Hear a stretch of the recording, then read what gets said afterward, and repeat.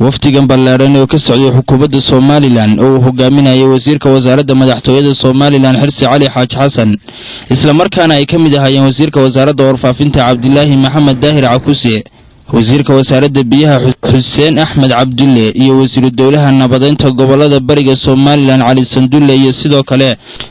kale taliyaha guud ee ciidanka qaranka Soomaaliland Sareeya Gaas Ismaaciil Shaqale ayaa markii ay gaadheen deegaanka Fiqi Fuliye oo 90 kiiloomitir koonfur bari kaga beegan magaalada Ceerigaabo ee gobolka Sanaaga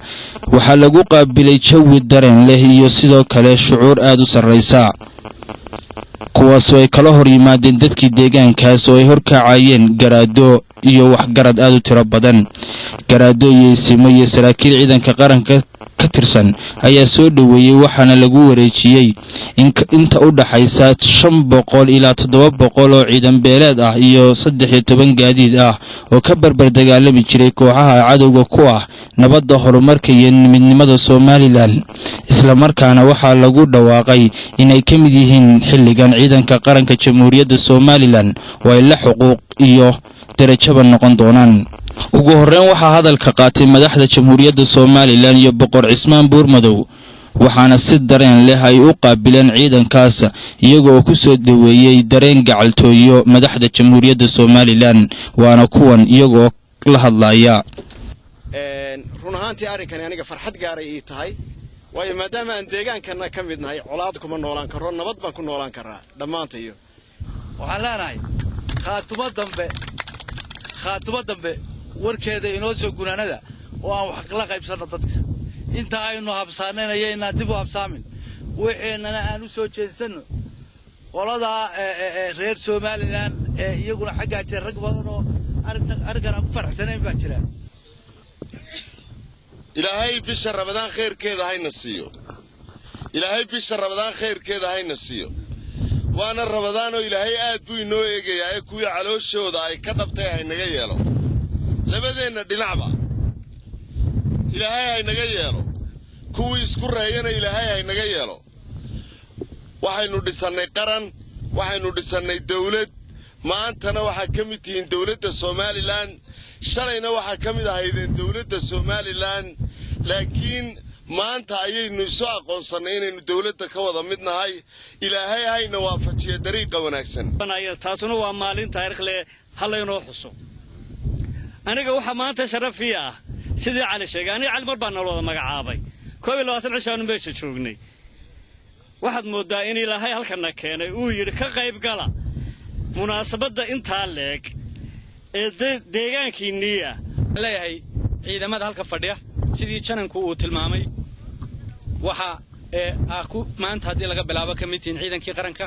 wax xaq u leedin wax kasto ciidanka qaranku uu xaq u leeyahay haday darajo tahay iyo haday mushaar tahay iyo haday dalacsiin tahay iyo haday maamuus iyo marwaad tahay wixii ciidanku leeyahay baa leeyahay walaalayaal waa runtii xaqiiqadu waxay tahay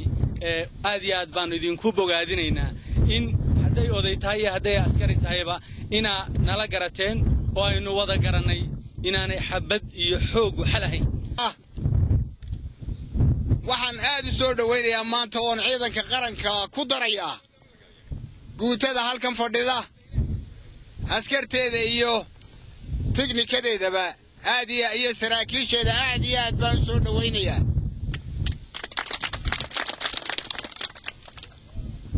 walaalayaal shalay toolana xabad baynu isu haysanay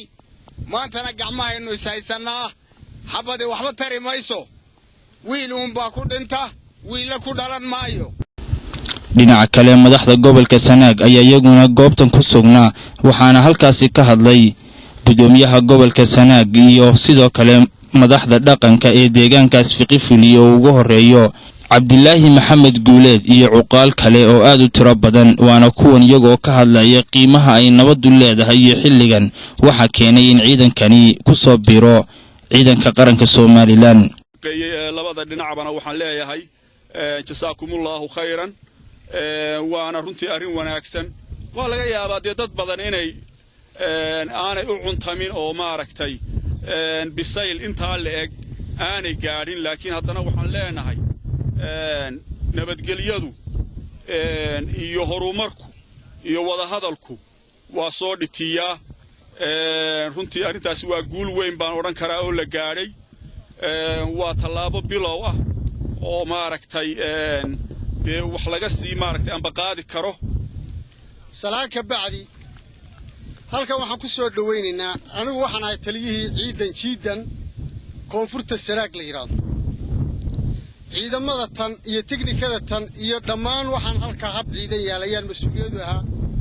waxaana u hayay ciidanka uu ahaa ciidan beeleed beeshuyada isku dhammaystiran isimo sare iyo isimo hoose iyo waayeel iyo ciidanba iyo gaadiidba go'aan waxay ku gaadhay inay nabadgeliyo iyo wada hadal iyo wax la qaybsi la gasho maamulka Soomaaliland ciidan beeleedkan ayaa siyaasadda keentay xilligan waa mid aan ku salaysnayn xoog iyo muqoonisaasa yeeshay waxa ay ahayd siyaasad ku salaysan wada hadal iyo gacaltooyo iyo nabadda waxaana ay guud ahaanba soo noqoshadoodani ay guul u tahay qaranka jamhuuriyadda Soomaaliland iyo deegaamada guud ahaanba gobolka Sanaaga Cabdisataar Cabdilaahi Cali telefishinka qaranka Soomaaliland deegaanka Fiqi Filiye ee gobolka Sanaaga